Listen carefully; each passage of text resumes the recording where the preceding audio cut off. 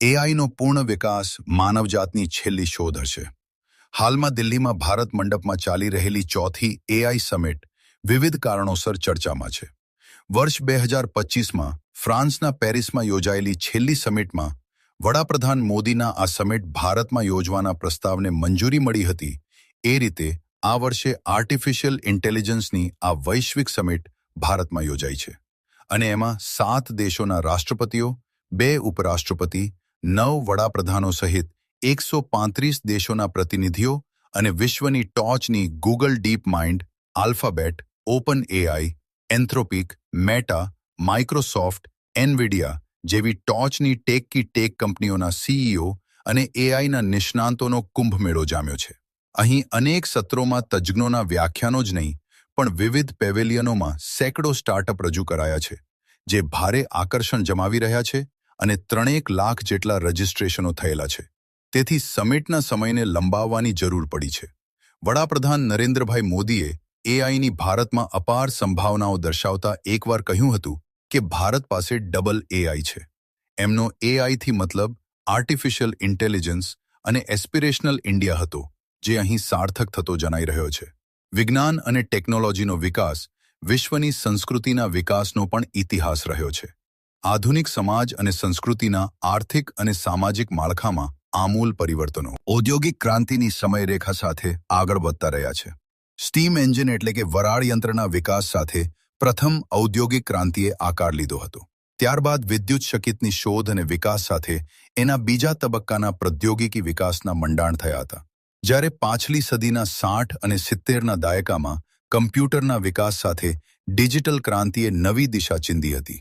હવે એમાં computer science, psychology, neuroscience, linguistic, philosophy જેવા આંતરવિદ્યાકીય સંકલન સાથે કૃત્રિમ બુદ્ધિ, આર્ટિફિશિયલ ઇન્ટેલિજન્સનો યુગ શરૂ થયો, જેના પગલે ચોથી ક્રાંતિ ક્ષિતિજેથી ઉદય પામી રહી છે અને આગામી દાયકામાં એનો પ્રકાશ ફેલાશે.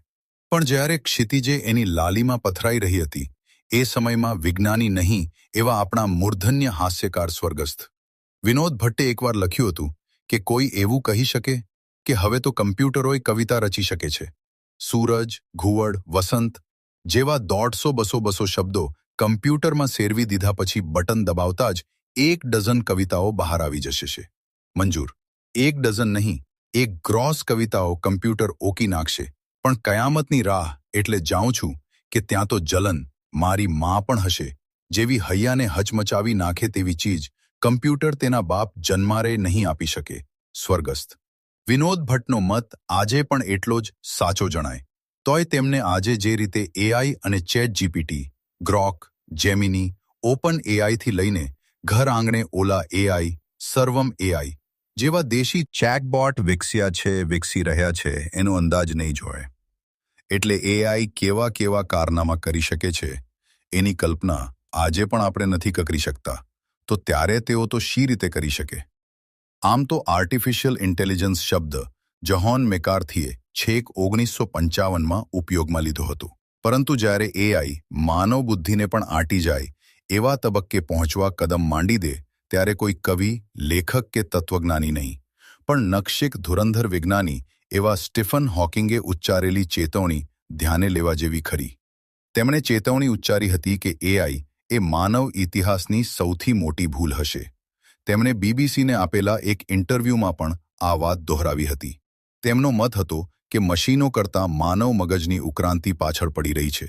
આજે મશીનો વધારે તેજ કે કાબેલ અને મલ્ટીટાસ્કિંગ બન્યા છે. જો ભવિષ્યમાં મશીનો ખુદ એઆઈ વિકસાવી માનવજાત પર એનો પ્રભાવ પાથરશે તો માનવજાત જોખમમાં મુકાઈ જશે. આવા મશીનોને અલ્ટ્રા ઇન્ટેલિજન્ટ મશીન કહી શકાય, જેમાં કોઈ માનવી એઆઈને વિકસાવે એ જ એઆઈ એનાથી પણ અનેક ગણું શક્તિશાળી એઆઈ વિકસાવી લઈ શકે. જો કે એ રાતોરાત થઈ જાય એવું નથી, પરંતુ ન થઈ શકે એવું પણ નથી. એને એઆઈના નિષ્ણાંતો સ્ટ્રોંગ એઆઈ કહે છે. એનો વિનિયોગ કરનારા અલ્ટ્રા ઇન્ટેલિજન્ટ મશીનનો વિકાસ એ માનવીની છેલ્લી શોધ નીવડી શકે છે, કારણ કે ત્યાર પછી માનવીનો કાબુ મશીનોના હાથમાં જતો રહે એવી શક્યતા અને ડર રહે છે.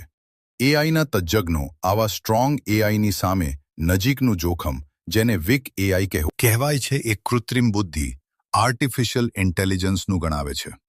આ વિક એઆઈ એ એવી કૃત્રિમ બુદ્ધિ છે જેનો વિકાસ આપણા વ્યવહારના કેટલાક ક્ષેત્રોમાં આપણી માનવ બુદ્ધિની મર્યાદાઓને ઘણી પાછળ છોડી રહેલી આપણે હાલમાં પણ જોઈ રહ્યા છીએ.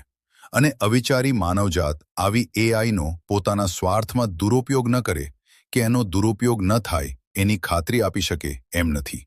તેથી ઘણાને કૃત્રિમ બુદ્ધિનો આવો વિકાસ સરવાળે ફાયદાની જગ્યાએ નુકસાનકારક નીવડી શકે એમ માનવા પ્રેરે છે. આવી વાતો આમ તો યંત્રમાનવો, રોબોટ અને કૃત્રિમ બુદ્ધિ આર્ટિફિશિયલ ઇન્ટેલિજન્સને પ્રતિબિંબિત કરતી વિજ્ઞાનકથાઓ કે ફિલ્મોમાં થતી રહે છે. જાકે તાજેતરમાં જ ગૂગલના ડીપ માઇન્ડના CEO ડેમિસ હસાબીસે પણ એઆઈ ટેકનોલોજી અંગે પોતાની દ્રષ્ટિબિંદુ રજૂ કર્યું હતું. તેમણે એઆઈ ટેકનોલોજીને વિજ્ઞાન માટે નવી ક્ષિતિજા ઉઘાડનારી અને અકલ્પનીય જ્ઞાનનો પ્રવાહ સર્જનારી ગણાવી છે. પણ સાથે જ તેમણે એને બેધારી તલવાર ગણાવી તેનો સાચી દિશામાં ઉપયોગ માનવજાત માટે જ્ઞાનની ક્રાંતિ લાવનાર ગણાવવા સાથે જ્યાં દુરુપયોગ થાય તો એ માનવજાતને મોટું નુકસાન પહોંચાડનાર પણ ગણાવી છે. તેમણે અત્યાર સુધીના એઆઈના વિકાસથી થોડું આગળ જઈને આ દાયકાના અંત સુધીમાં આર્ટિફિશિયલ જનરલ ઇન્ટેલિજન્સ AEIના વિકાસની વાત કહી છે. એનાથી એઆઈ વધુ ઉન્નત બનશે. તેમણે આગામી વર્ષોમાં રોબોટિક્સની દુનિયામાં એઆઈનો વધુ ઉપયોગ અને વધુ જટિલ કામોમાં પ્રયોજનની પણ વાત કહી છે. એઆઈ અને રોબોટિક્સનો આવો ઉપયોગ આપણા રોજિંદા જીવનને પણ વધુ ઉન્નત અને સરળ બનાવી શકશે. ટેકનોલોજીનો વિનિયોગ સંપૂર્ણ જવાબદારી સાથે અને સર્વજન હિતાય, સર્વજન સુખાય, લોક કલ્યાણકારી માર્ગે જ થવો જોઈએ. વડાપ્રધાને પણ આ બાબત વર્ણવતા કહના હતું કે ટેકનોલોજી માનવતાની સેવા માટે છે. આપણે ત્યાં યોજાઈ રહેલી આ એઆઈ સમિટનો હેતુ પણ એ જ વાતને પ્રતિબંધિત કરે છે. આજે ભારત એની સમગ્ર કાયાપલટ કરી શકવાની ક્ષમતા ધરાવતા આર્ટિફિશિયલ ઇન્ટેલિજન્સના ક્ષેત્રમાં સુપર પાવર તરીકે ઉભરી આવવાના એના મજબૂત ઈરાદાઓને પ્રદર્શિત કરી રહેના છે.